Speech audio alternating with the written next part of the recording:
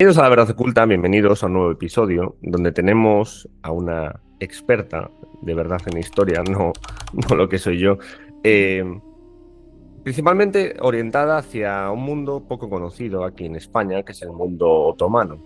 Darina Martikanova, ¿verdad? Sí, ¿Es así el correcto, apellido? correcto, sí, sí, sí. Vale. Bienvenida a La Verdad Oculta, lo primero. Muchísimas gracias por prestarte a esta charla, a esta entrevista.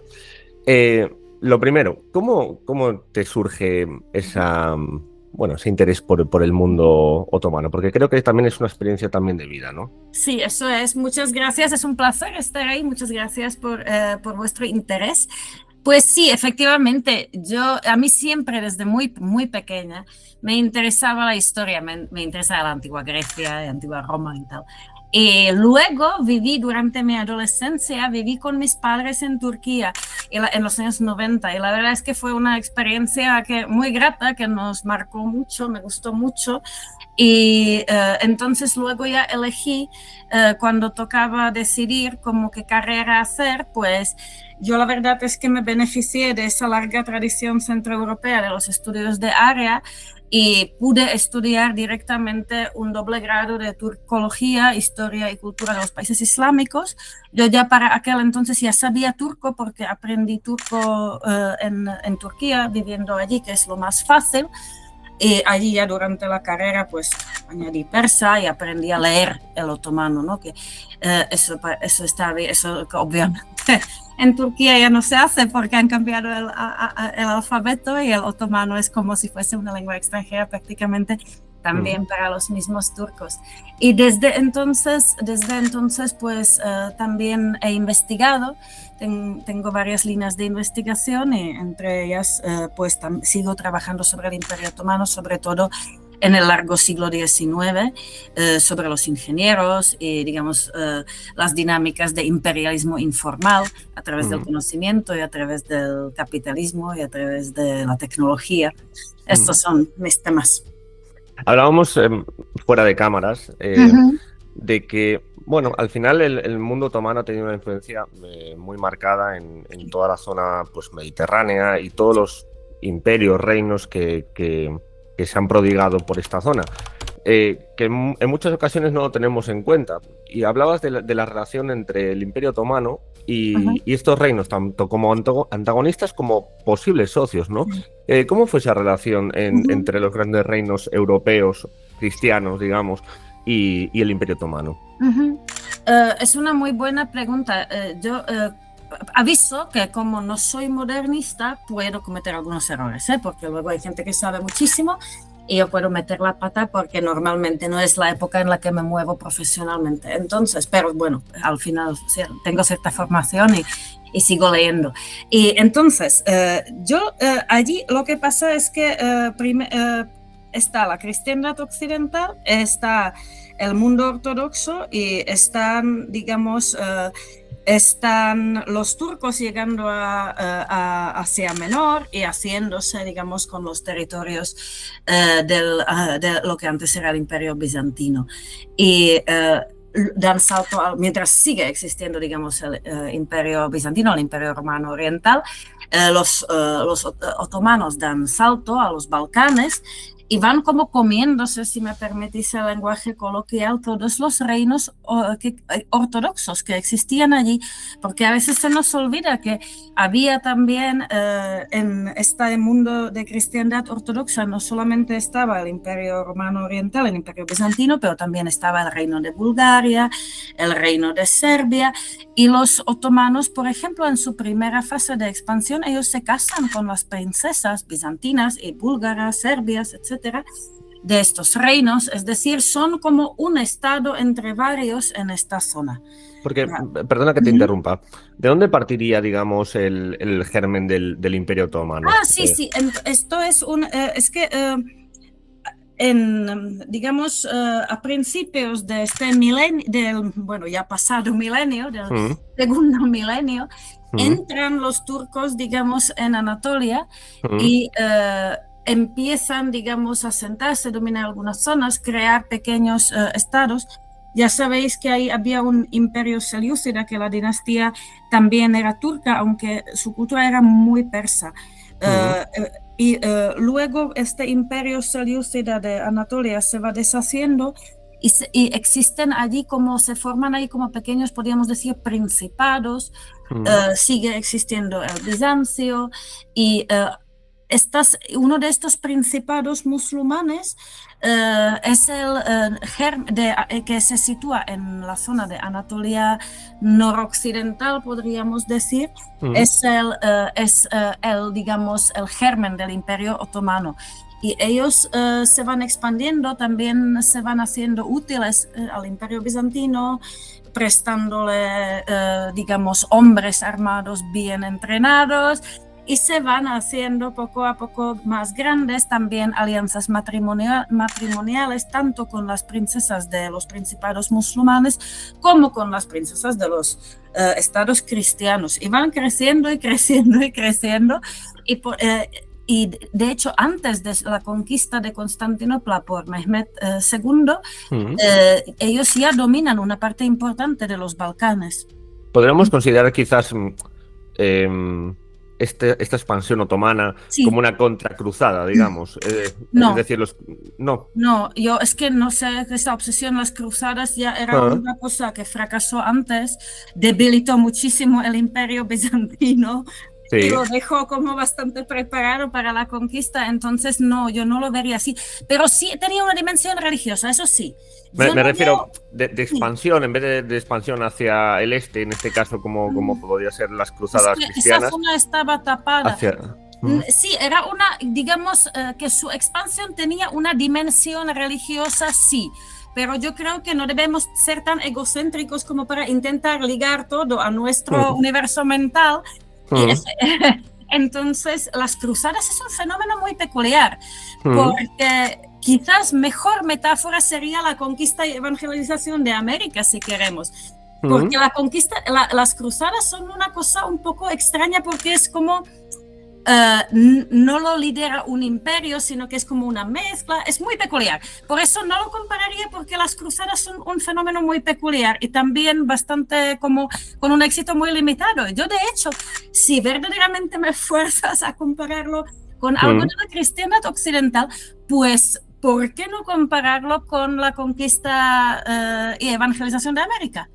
Curioso. Aunque también con sus diferencias, porque al final el Imperio Otomano estaba basado en esa como pluralidad religiosa jerárquica, que había como una supremacía musulmana, pero que como su marco legal contaba con la existencia permanente de los cristianos y los judíos. Entonces, al final, por ejemplo, por eso también en los Balcanes, cuando los países balcánicos se independizan en el siglo XIX, en gran parte la mayoría de su población sigue siendo cristiana.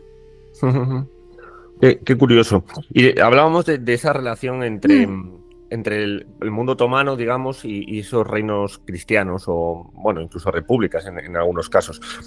¿Cómo fue esa relación pues en algunos casos de amor, probablemente, como podría ser igual algunas repúblicas, ¿no? que mantuvieron relaciones comerciales con el mundo otomano, y otras de puro, digamos, odio o, bueno, incluso interés geopolítico, como pudieron ser, pues, por ejemplo, los caballos de Malta o España, ¿no?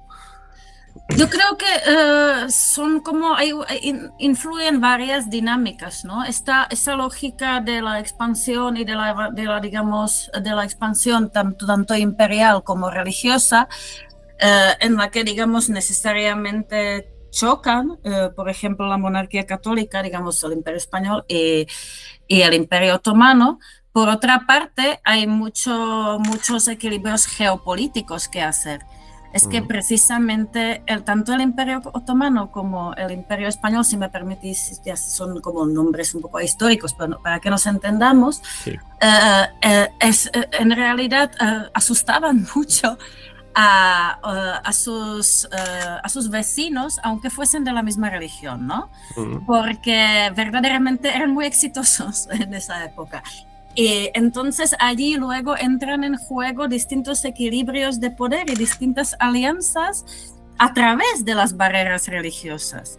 Y de hecho, en un momento dado, también el imperio de los Habsburgo buscaba, por ejemplo, la alianza con Persia, que era en realidad un imperio musulmán liderado por otra dinastía turca, lo que pasa es que eran chiíes, y buscabas a la alianza para hacerle la pinza a los otomanos. Entonces tenemos que ver, y por otra parte, en los Balcanes, por ejemplo, había unas dinámicas muy complejas porque muchas veces los otomanos intervenían en las luchas dinásticas y apoyando digamos, grupo de católicos contra otro grupo de católicos, o también los protestantes cuando se veían amenazados por las políticas de recatolización o de represión de la herejía, pues se asustaban y preferían a los otomanos que a los católicos que iban a por ellos, ¿no? Entonces es todo como muy complicado. Y luego efectivamente estaban, por ejemplo, estos países que eran como católicos, pero también eran grandes comerciantes y no eran tan grandes, y lo que como podía ser Venecia, como podía ser Génova, etcétera.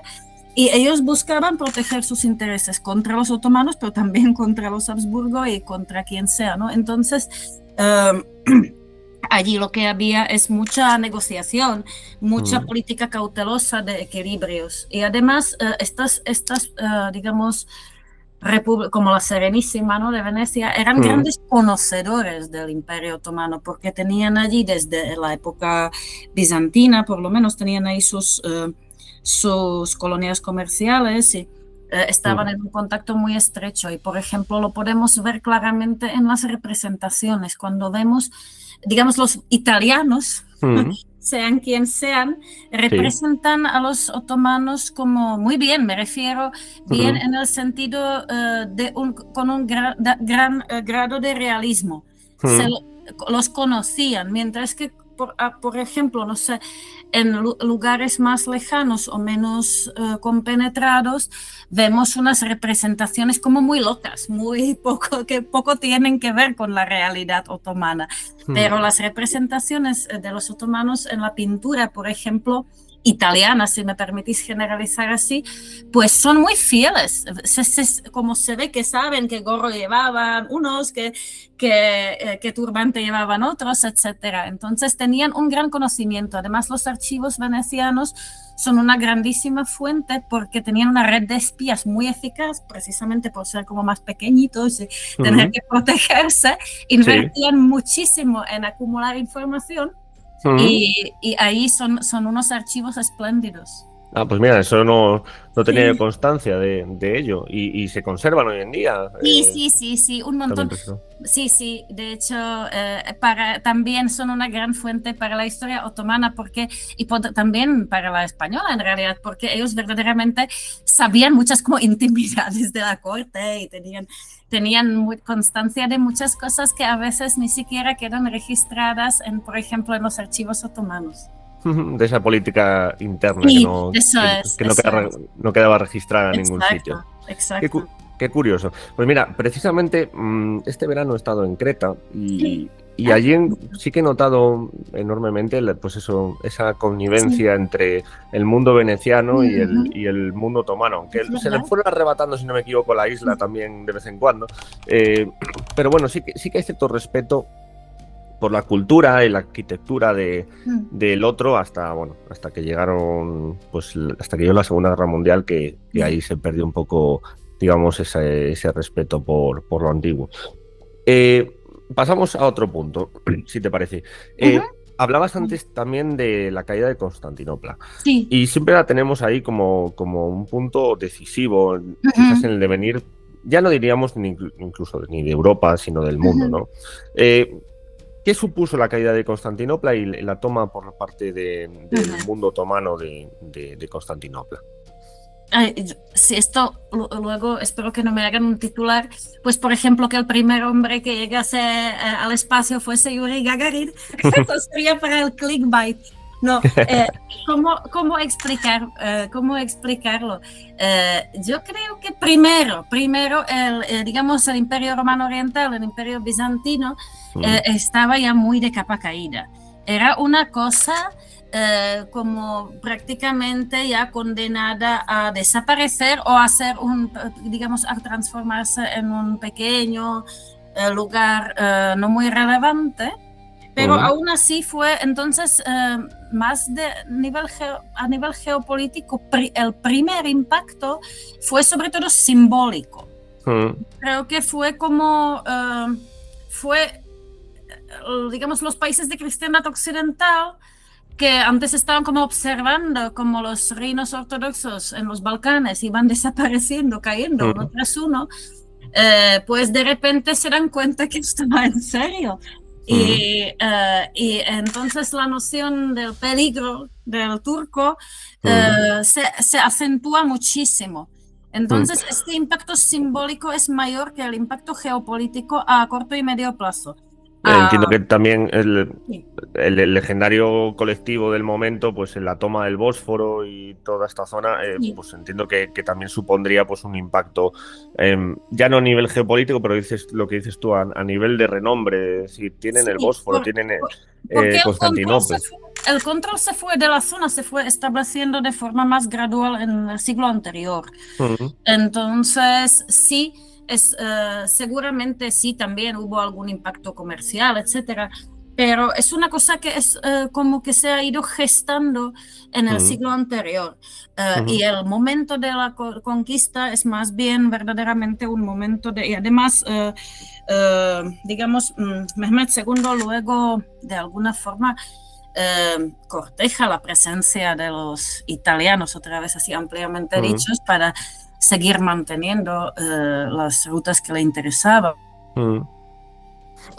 El segundo era simbólico, pero, perdón, yo lo que quería decir es que luego el impacto geopolítico que lo que más a largo plazo y es el auge de Rusia. El auge de Rusia, obviamente, digamos, el imperio ruso se va haciendo fuerte con dinámicas propias que no tienen que ver con este hecho, con la caída de Constantinopla, pero el que luego ellos puedan presentarse como el líder, digamos, de la cristiandad ortodoxa y construirse a sí mismos como tales y tener esto como un componente importante de su ideología imperial tiene mucho que ver con que cayó el imperio romano oriental, el imperio bizantino. Entonces yo creo que como Rusia es un subproducto muy importante de la caída de Constantinopla. Y hablando un poco de clickbait, que hablábamos antes también, y de Mehmed II, Mehmed II tuvo una batalla, un confrontamiento con Vlad Tepes, ¿no? Sí, esto es como, yo... Esto es la historia militar de los Balcanes, yo también la conozco más como ahora por las series, me refiero de esa época. Sí, por eso te lo he preguntado. Que por mi investigación propia, yo para este tema siempre recomiendo a un gran historiador húngaro que se llama Gábor Ágoston y que afortunadamente hay un libro suyo traducido al castellano que se llama El Imperio Otomano a la conquista de Europa. Y la verdad es que es una fuente mucho más solvente que yo para hablar de estas cosas. A mí Mehmed II me parece un personaje muy interesante porque él reivindicó ese título de emperador de Roma, Kaiserium, y también se hizo pintar por Bellini, invitó pintores italianos a su corte. También tuvo unos importantes enfrentamientos con el establishment religioso musulmán. Era mucho menos, digamos, así como decirlo, piadoso que su hijo y gastaba mucho en la guerra, lo que no a todo el mundo del establishment religioso le agradaba porque se veían amenazados en sus intereses económicos. Entonces es un personaje muy, muy interesante y la sociedad otomana de aquella época es muy diversa. Por ejemplo, él tenía una madrastra, como una otra esposa de su padre, que no era su madre, que era Mara Brankovic, una princesa serbia que estuvo legalmente casada con el sultán y con el padre de Mehmed II. Y estas princesas cristianas luego podían mantenerse cristianas y además tenían el derecho de volver a casa de sus padres después de enviudar si quisieran. Mm. Y Mara no quiso y se convirtió como en una diplomática a servicio de Mehmed II. Era como la líder Mm. entre digamos, los cristianos balcánicos del Partido Otomano, lo que se llamaba el Partido Otomano, ¿no? Sí, Entonces es sí. una época fascinante. Y ahí entra también Vlad Tepes, que ahora se ha convertido como en un héroe nacional, ¿no? Mm. Casi en Rumanía y además en todo un personaje mítico que vende souvenirs. Sí, es cierto, ¿no? Pero, Parece casi un Cid campeador, digamos, en el símil español, ¿no? sí, Como... pero por otra parte es un personaje muy problemático, muy cruel, que también muestra esa guerra en los Balcanes, una guerra así muy brutal en esa época, ¿no? En el siglo XV, que muchos entendían como guerra de supervivencia, aunque él por otra parte creció, fue criado con su hermano en la corte otomana, ¿no? Con esta política muy clásica también, eso se hacía en muchos lugares, en la antigua Roma mismo, también en China, de invitar a la corte a los hijos de los vasallos recién cooptados, recién integrados en el imperio, Mm. habitualmente manu militari, y entonces esto también era una práctica muy habitual, ¿no? De tener a los príncipes como vasallos y rehenes y Mm. al mismo tiempo educarlos en la cultura imperial dominante. Son historias muy interesantes, la verdad. Mm. Es una dualidad y muy interesante, ¿no? Eso que comentas, de Sí, capturar a un príncipe, a un vasallo sí, de otro reino, sí. y educarlo en tu Ujú, cultura, sí. quizás con la simple intención de que en el futuro, pues igual pueda ser tu aliado de alguna manera, ¿no? Sí, no, eso era el plan y esto lo hacían, no es como, esos eran digamos, en los territorios recién conquistados que tenían una entidad propia fuerte. Mm. Esto era una práctica habitual y, por ejemplo, también en el Imperio Romano, en los imperios de Asia Oriental, etcétera. Sí, era una forma muy típica de cómo garantizar la lealtad, aunque a veces los padres o el que gobernaba, que puede ser hermano mayor, pues un poquito pasaba de sus parientes rehenes y hacía lo que le daba la gana, pero el propósito era impedir eso y efectivamente hacer una aculturación, crear una cercanía y una sumisión también, Mm. para seguir manteniendo ese sistema de estados tributarios antes de integrar los territorios de una forma más intensa o no hacerlo nunca. Y luego tenemos Mm. otros casos que son como, por ejemplo, los gran visir de origen balcánico, que eso ya es Mm. otro modelo de una integración mucho más intensa, que no son ya como reinos o principados tributarios, sino que es directamente un territorio integrado en el entramado imperial otomano de forma directa, que es donde, por ejemplo, las antiguas familias nobles Mm. o las familias de cierta importancia en la zona, muchas veces lo que hacían es, ellos seguían manteniendo su nobleza, ocupaban puestos de importancia, por ejemplo, en la iglesia ortodoxa de estos territorios, sus hijos pues se metían a obispo, etcétera, Mm. a patriarca. Sí. Y entonces, pero, por ejemplo, entregaban incluso a veces voluntariamente a algunos de sus hijos a través del sistema de Devshirme, que la gran parte en esta primera época era involuntario, ¿no? Mm. Pero estas familias poderosas a veces lo hacían voluntariamente para tener a un hijo en la corte de Constantinopla, porque estos niños no eran muy pequeños, porque los niños pequeños no sobrevivirían. Entonces, eran niños que eran conscientes quiénes eran, de dónde venían, etcétera. Mm.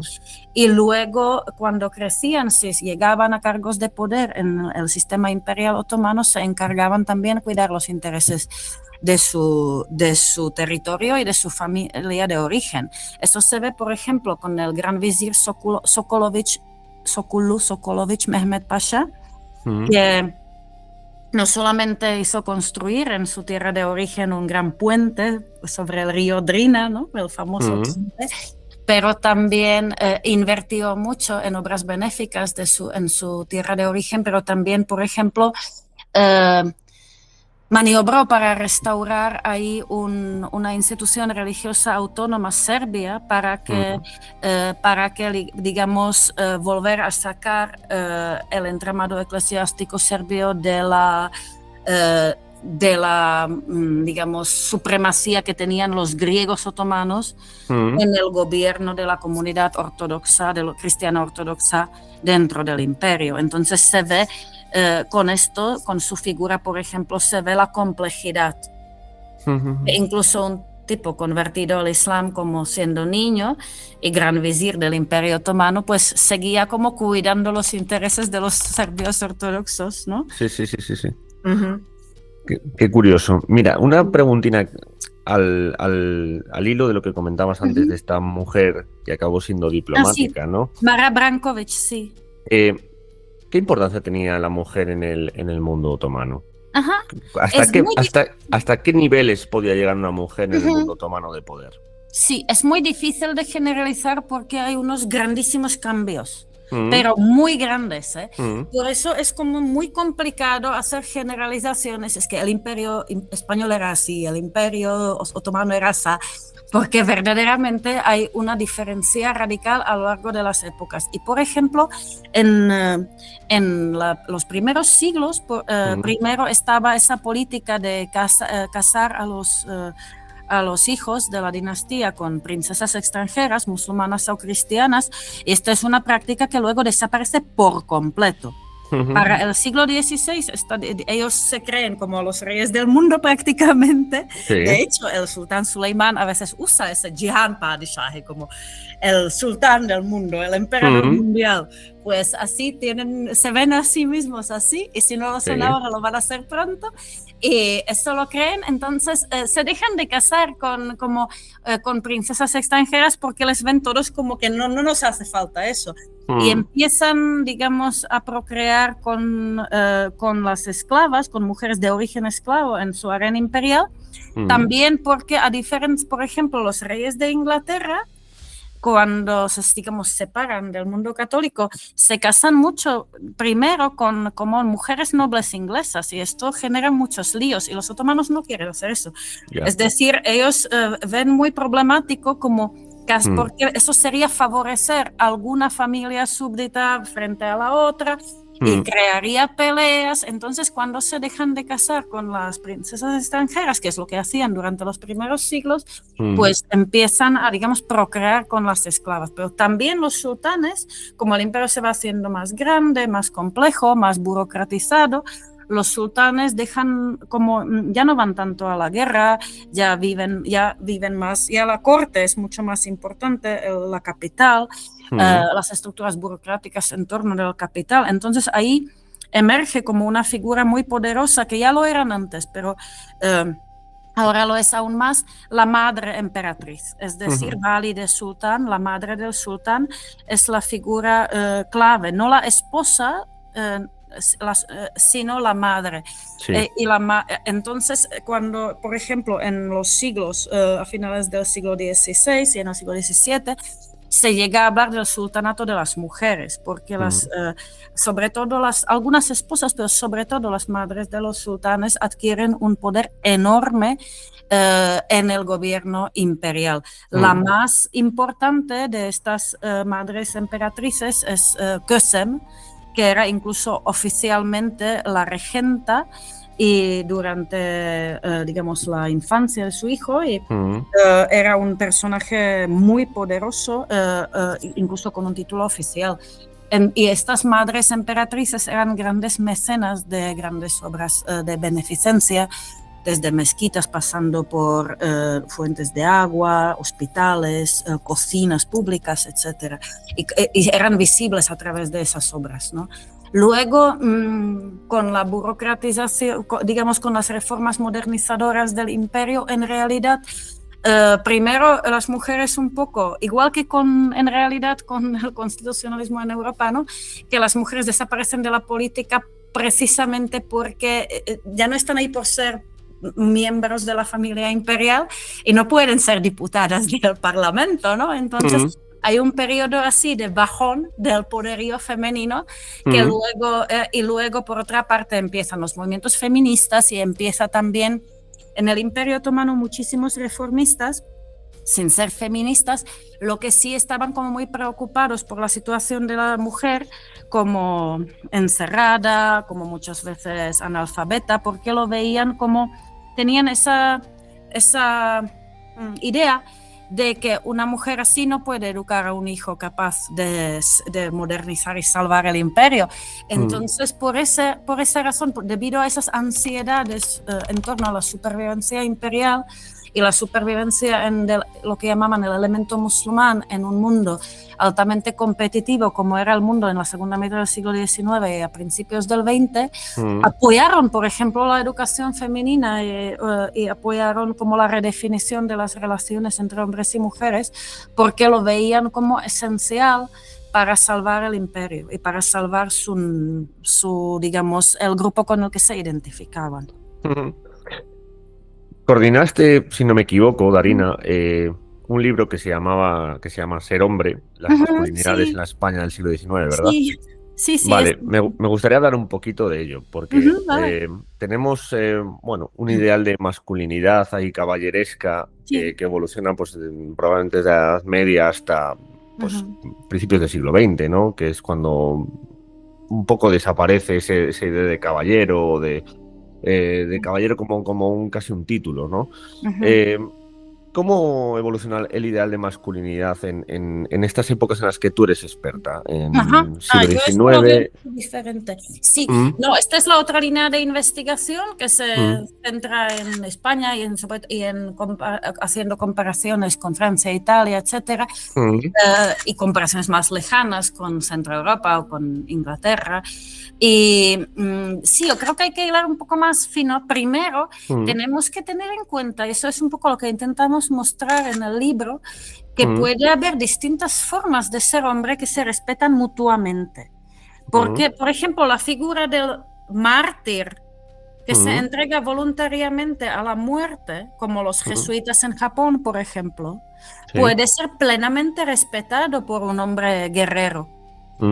Y pueden respetarse mutuamente como parte, por ejemplo, de las mismas élites, ¿no? Pero expresando su masculinidad de una forma radicalmente distinta. Y entonces esto es lo primero que queremos mostrar, como que puede haber masculinidades en pugna y puede haber también como formas distintas de expresar la masculinidad que se pueden respetar entre sí. Y eso primero es muy interesante porque vemos la maleabilidad, ¿no?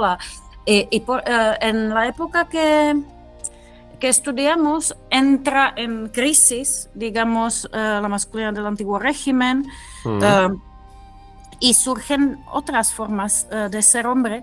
Por ejemplo, está la masculinidad revolucionaria, vinculada al movimiento constitucionalista, a las guerras de la revolución y a las guerras de independencia de la Revolución Francesa, etcétera, que en realidad es una masculinidad muy pasional, que no se basa en renegar de las emociones, sino todo lo contrario, de enfatizar las emociones viriles, ¿no? Como puede ser el amor por la patria.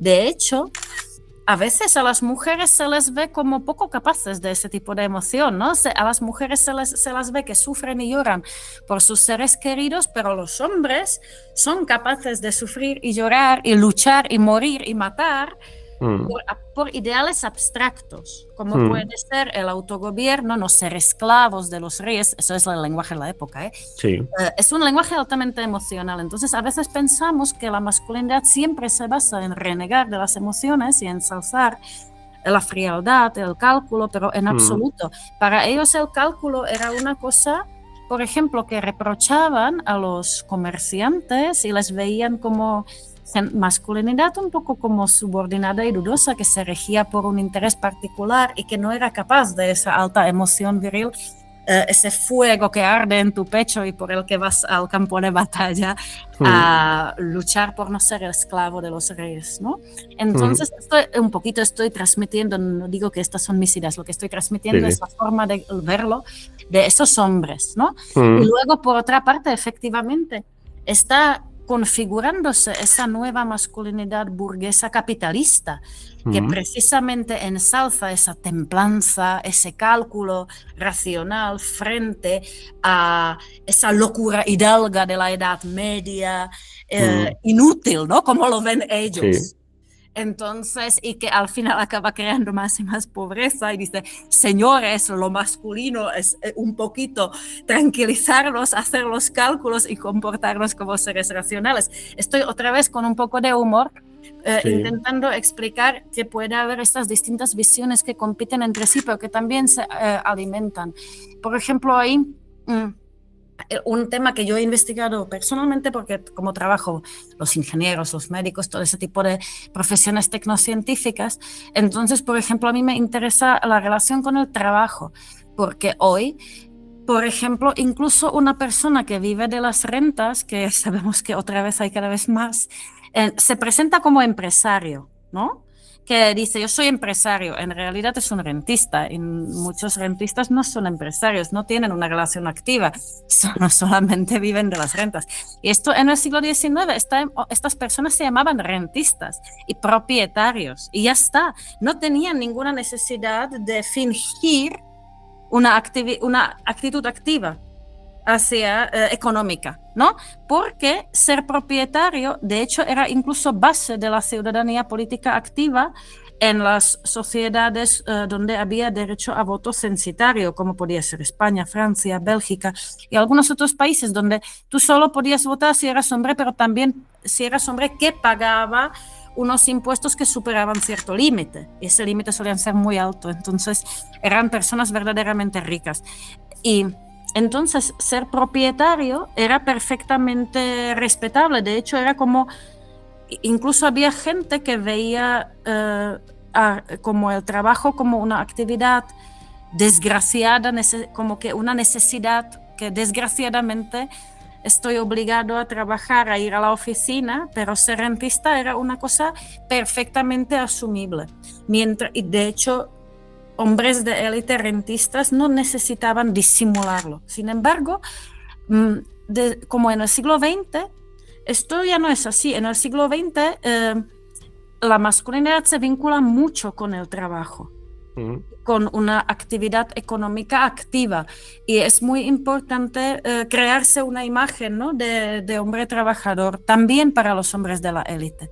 Y eso es, por ejemplo, muy interesante porque a veces naturalizamos las cosas como son hoy y podemos ver que en otras sociedades o incluso en nuestras sociedades en el pasado, pues la gente como sentía como afrenta cosas diferentes, se movilizaba por otros temas y esto para mí me resulta muy, muy interesante. También, por ejemplo, la noción de caballero que había prácticamente desaparecido se vuelve a resurgir a mediados del siglo XIX y vuelve a resurgir el duelo.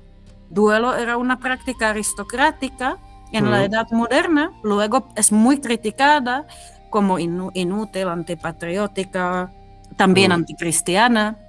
Sí.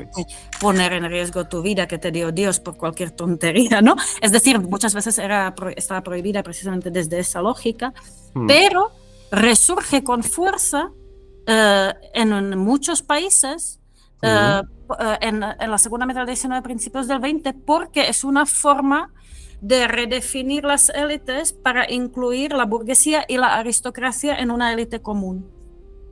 Yeah. Los hombres de honor que se duelan, y ahí estaban los límites. Y, por ejemplo, muchas veces un periodista retó al duelo un aristócrata y el aristócrata se negó a duelarse con él porque no, tú no entras en la categoría de caballero, tú no.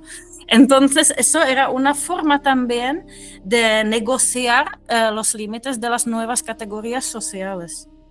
Que han ido evolucionando con el paso del tiempo y también incluso de lo que comentas tú, de las ideologías y de las perspectivas de cada ideología, incluso desde desde el propio obrero a Exacto. las clases altas y las clases medias que fueron surgiendo, ¿no? Esas clases. Efectivamente, sí, y se influían mucho entre sí. Era como estas nuevas sensibilidades y categorías muchas veces surgen no porque alguien postula un ideal normativo y todo el mundo lo sigue, las Mm, cosas no funcionan así, pero surgen de pugnas y conflictos. mm, mm.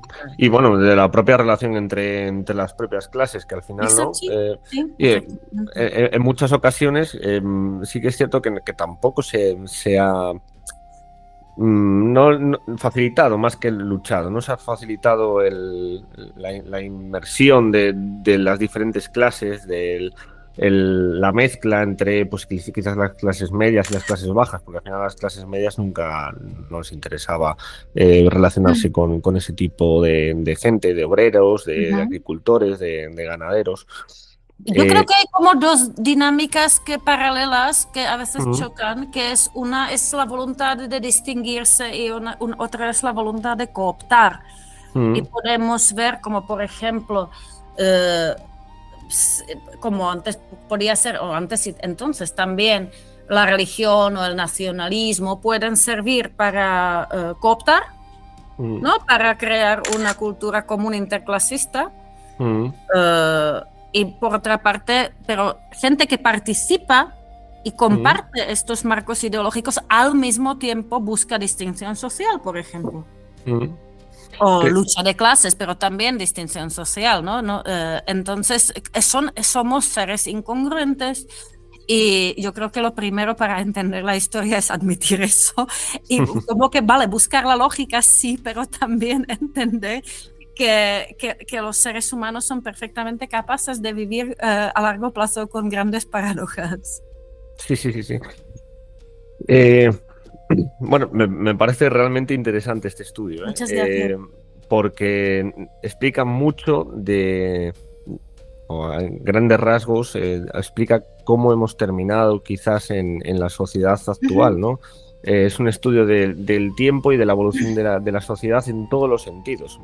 Me parece, desde esa perspectiva de la masculinidad, Ujú. que al final, bueno, supongo que en muchas ocasiones pues ha sido el dictamen base de la sociedad, porque sí que es cierto que la mujer tenía una importancia, no una importancia, pero digamos que en ciertos estratos pues tenía un menor valor Ujú. que el hombre, ¿no? Corrígeme si me equivoco. No. Eh, y cómo ha evolucionado esa masculinidad dándole forma a lo que conforma nuestra sociedad hoy en día, ¿no? Ujú. Bueno, más allá de que muchas sociedades contribuyeron y contribuyen menor valor a las mujeres, también Mm, muchas veces, por ejemplo, el estatus a veces primaba sobre el sexo, ¿no? Es decir, mm, ser noble en algunas circunstancias podría importar más que ser hombre o mujer. mm. Sí. Entonces hay como unas combinaciones. A mí lo que me enseña la historia sobre todo es esa maleabilidad casi infinita, ¿no? Del ser humano, toda la Mm, capacidad de ser de muchísimas formas. Pero es verdad que también hay inercias, no quiero minimizar eso, yo no, para nada. Y en cuanto al, sí, pero es verdad que muchas veces se piensa en las masculinidades siempre en relación con las mujeres, pero yo creo que mm, muchas veces, sobre todo cuando las mujeres no importan tanto o están mm, como muy en su sitio, como se lo mm, imagina aquella sociedad, la principal competencia y la principal pugna es entre los hombres. Que los mm, hombres pugnan entre sí para situarse unos por encima de otros o para situar su forma de ser y ver el mundo por encima de los otros. mm, Y eso a veces no lo vemos, pensamos siempre en relación como con las mujeres y distinguirse de las mujeres, pero en realidad, por ejemplo, mira, un chico de clase media baja o de clase mm, trabajadora va al gimnasio y se hace como los brazos esos como con grandes músculos, pero sí. un alto ejecutivo más bien va a correr y tiene un cuerpo más bien como fibroso, ¿no? Es otro Sí. tipo de masculinidad. O por ejemplo, un obrero o un digamos, un luchador de origen rural de lucha grecorromana a finales del siglo XIX, enseñaba su torso, pero un señor burgués tenía una bella figura vestido de smoking, pero no enseñaba su torso. Y de hecho, figuras como Ramón y Cajal, que hacían pesas y que se hacían fotos enseñando el torso, es un signo de un cambio muy importante hacia una cultura más interclasista de cuerpo, el surgimiento del deporte como una práctica muy común. Eso es una cosa muy interesante para estudiar, por ejemplo, porque si miras mediados del siglo XIX, los hombres de élite podían duelarse y tenían que tener una forma física importante, pero no enseñaban el tríceps, el bíceps, para nada, vamos, esto ni se les ocurriría. Bueno, al final lo que mostraba su destreza era la espada, el sable, ¿no? Exacto, y incluso baile. En muchas culturas, por ejemplo, en la cultura de élite a finales del siglo XVIII, los hombres tenían que saber bailar para distinguirse de la plebe. Y, por ejemplo, en la marina inglesa, como ellos no iban a una academia en la tierra, sino que se formaban como guardamarinas en el barco, el capitán se esforzaba por enseñarles a bailar, porque un gentleman inglés tenía que saber bailar. Si no, no era un gentleman. Entonces esto, o por ejemplo, las culturas caucásicas, que son hipermasculinas en muchos sentidos, el baile masculino es muy importante y muy performativo. Esto, y lo mismo los cosacos, etcétera, ¿no? Este baile que muestra la fuerza física. Entonces esto lo podemos ver como incluso unas prácticas pueden ser radicalmente resignificadas, pueden estar percibidas como masculinas, femeninos, etcétera, dependiendo de cada época, y esto puede cambiar muy radicalmente en muy poco tiempo, ¿no? La cultura corporal, etcétera. Y a mí me parece fascinante estudiarlo, me parece muy, muy interesante cómo prácticas aparentemente inocuas pueden ser cargadas de grandes significados y la gente puede como gastar muchísimo tiempo, por ejemplo, en ciertas prácticas mientras que, por ejemplo, sus padres no sentían ninguna necesidad y, sin embargo, sus padres, por otra parte, se mataban en otras cosas, ¿no? Por dar la talla en otros campos de batalla. La evolución de los tiempos, ¿no? Sí, es muy interesante porque es muy imprevisible. Es lo típico que que te dicen tus padres de ¿por qué haces eso? Bueno, porque ahora se hace esto, hemos evolucionado, ahora hacemos esto porque nos divierte o significa algo para nosotros. Exacto. Y a mí me parece como que una parte de la tarea de los historiadores y de la gente que trabaja en ciencias sociales es un poco esto, ¿no? Es como explicar bien esas diferencias, porque muchas veces la gente cae en esencialismos como muy simples. Y yo no niego algunas esencias, claro que sí, pero que lo interesante es precisamente esta gran variabilidad a lo largo de la historia y a lo largo del espacio, y incluso en la misma sociedad, en distintos grupos sociales, hay una variedad enorme de prácticas, de valores, y a mí eso me parece fascinante. Sí, está un poco esa actitud entomológica hacia el ser humano, ¿no? Como observar los humanos bajo la lupa y decir que qué raros somos. Sí.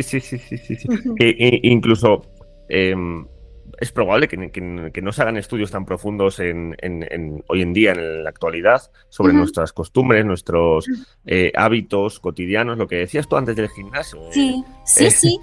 Me parece el ejecutivo que sale a correr y el obrero o bueno, una persona de una clase un poco más baja que en lo que se preocupa es en potenciar sus músculos y su musculatura, ¿no? Luego, obviamente, siempre hay casos individuales que no encajan y siempre lo ha habido. Eso siempre son debates sobre tendencias, hay que verlo así, porque es muy fácil. Pero mi primo, claro, sí. Es decir, esto, sí. Pero yo creo que es interesante intentar ver, porque eso nos da pistas de por dónde va el mundo y cómo funciona también el sistema, ¿no? También el sistema económico, como toda la cosa de venderte a ti mismo, ¿no? De performar todo el rato haciéndote fotos y subiéndoles a redes para que la gente vea lo virtuoso que eres. Y, es interesantísimo cómo nos mercantilizamos, ¿no? A nosotros mismos, porque como también la economía ha cambiado. Y Es un quizás marketing, ¿no? Es un sí, es un marketing poco constante. marketing que, por ejemplo, no sé, nuestros abuelos o padres cuando trabajaban en un taller y sabían arreglar el coche, Mm, pues no tenían que dedicar tanto tiempo a performar de esta manera, o esta performance estaba limitada a la hora de ligar, pero es sí, decir, sí, sí, sí. estoy cuñadeando, y lo reconozco, pero a mí también me interesa mucho, mucho ver estas cosas también en el pasado, esas distintas culturas diplomáticas, guerreras, Mm, eh, ver la inmensa variedad. Obviamente, por ejemplo, un japonés o un veneciano que vive en un entorno apretujado, digamos, de una mm, profundidad civilizatoria muy alta, espacios urbanos muy estructurados, de una población densa, pues mm, tendrá sensibilidades radicalmente distintas a un mongol nómada, ¿no? mm. Que se Sí, sí. mueve por toda Asia como si fuese su casa, Mm. y en un mes está en la otra punta, ¿no? Entonces seguramente su forma de ver el mundo y su forma de ser y su forma de percibir su cuerpo y la relación con otras personas y otros cuerpos será muy diferente. Eso Y me incluso parece la, fascinante.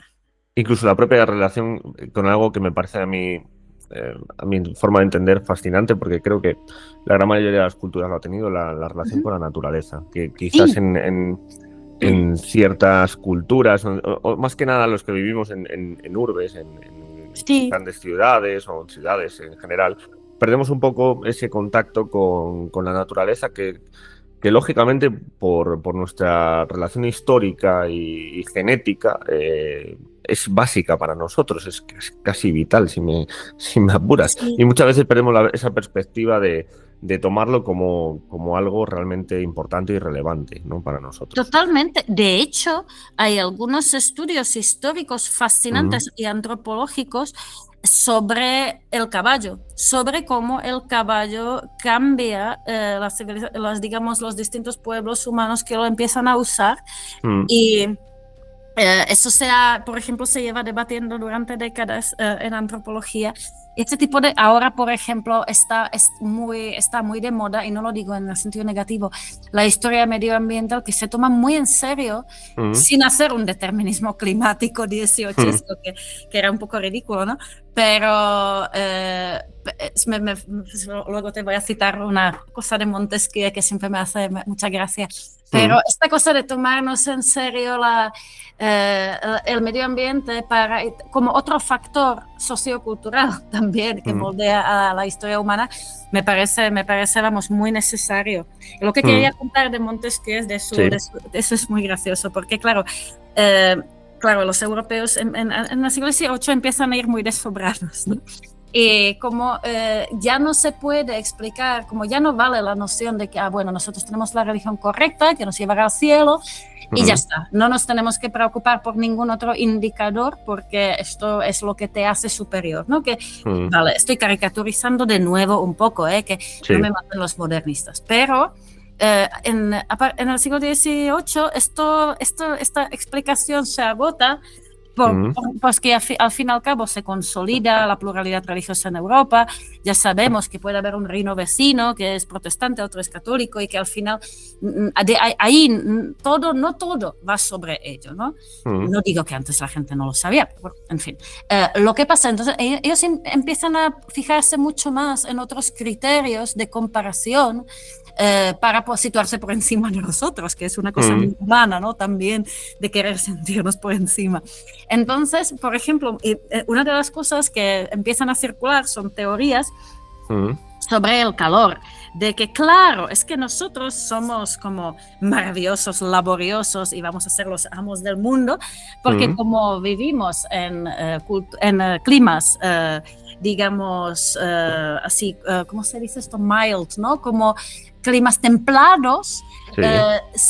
eso nos ha hecho trabajar mucho, ser muy ingeniosos, Mm, mientras que la otra gente vive en climas cálidos que les ablandan el cerebro y sí. sus cuerpos, y eso hace que no cambian nunca, son muy como incluso no solamente que no evolucionan, sino que incluso pueden degenerar. Y me parece muy gracioso porque Montesquieu da ejemplos y dice, como por ejemplo los turcos, los persas, los coreanos, los chinos y los japoneses. Es decir, tócate los pies. Obviamente nunca ha ido a ninguno de esos países que cita, pero claro, presentar como a esta gente como incapaz de invención y de cambio porque están ahí con el calor que hace allí, que nunca ha estado, que su cerebro y su cuerpo se ha ablandado y es incapaz de cambio. Y si cambia es para mal, ¿no? Entonces, claro, es muy gracioso que dice esto de los chinos y de los japoneses poco. ¿Qué dice esto de los franceses del siglo XVIII? Bastante. Sí. Pues mira, si te parece, vamos a ir terminando ya. Muy bien. Te quiero preguntar por una figura muy concreta que me llama mucho la atención desde hace muchos años, además, que es Tomás Alexandre Dumas.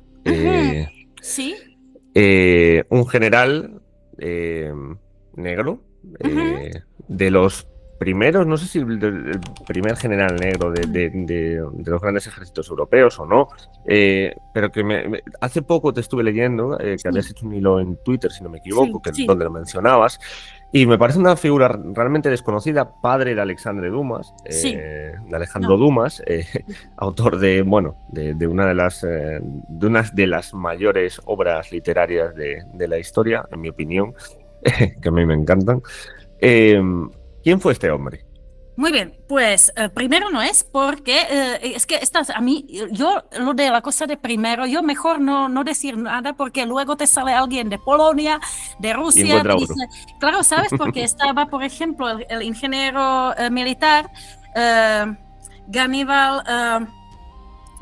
Abraham Petrovich Ganival, que era un antepasado del gran poeta ruso Alexander Sergeyevich Pushkin, que era un niño esclavizado de origen probablemente etíope, que le regalaron a Pedro el Grande. Pedro el Grande le adoptó, le ennobleció. Este tío se le daba fenomenal las matemáticas, entonces se convirtió en ingeniero militar muy destacado. Estaba casado además con una noble rusa, y tan feliz, y bastante antes de Tomás Alexandre Dumas. Entonces yo no me meto en las primacías porque siempre puede salir alguien por ahí, pero efectivamente Tomás Alexandre Dumas es un personaje que en realidad es un poco síntoma de esa época. Es una cosa que podríamos llamar excepción significativa, porque claro, no había miles ni decenas, pero en esa figura de Caribe a finales del siglo XVIII, donde hay muchísima gente mulata, porque los franceses, los españoles, estaban bastante dados a procrear con mujeres de origen esclavo, o post-esclavo, porque ya existía una clase, digamos, de negros y mulatos libres que tenían incluso cierta riqueza, eran grandes comerciantes de café, por ejemplo. Entonces ahí había... y también había directamente hombres que tuvieron hijos con sus esclavas y estos hijos les dotaron de una maravillosa educación, ¿no? Entonces les permitía moverse en círculos en caribeños y europeos con bastante soltura. Y además es la época de la revolución y de repente todo el mundo, o mucha gente cree que todo es posible y además necesitan estas personas para sostener ahí el dominio, para luchar contra él. Entonces es un momento de grandes oportunidades. Hasta también tenemos, por ejemplo, un capitán de navío británico que era de origen, que era negro, quiero decir, era un hombre de color. Entonces es una época muy dinámica en el sentido de las relaciones raciales, sobre todo en la zona del Caribe, pero con algunos trasvases a otros lugares. Y este hombre es uno de estos casos, ¿no? Que llega a lo más alto y además eso funda una dinastía de grandes escritores, y él siendo un militar. A mí es que es lo que me resulta realmente curioso y significativo, que de una excepción como puede ser un gran general de color, que que además su hijo sea uno de los escritores más pródigos, pues. Pero ya ves, ya tienes décadas antes, ya tienes ese ejemplo en Rusia.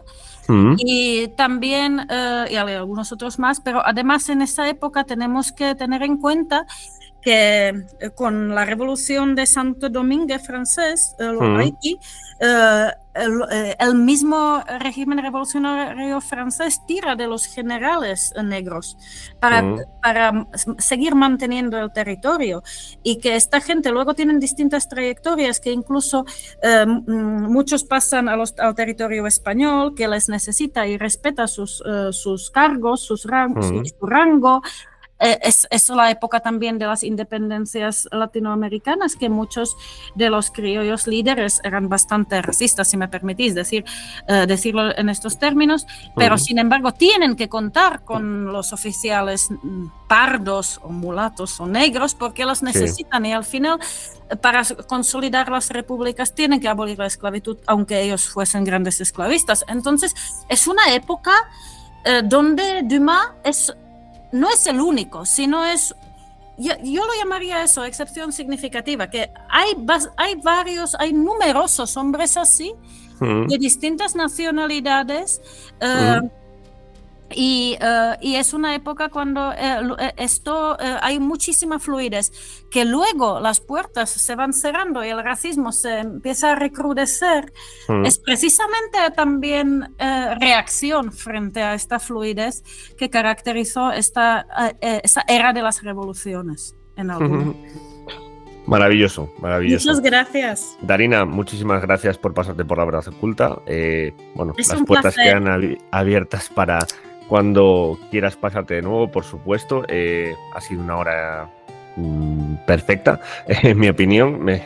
Me ha encantado y nada, que no te quiero quitar mucho más tiempo. Gracias Muchísimas cuando gracias. quieras, pásate otra vez. Encantadísima, muchas gracias. Y si he cometido algunos errores, pues eso, nadie errare humanum est. Y eso, y espero que os haya resultado interesante. Hasta luego. Muchas gracias, Darina.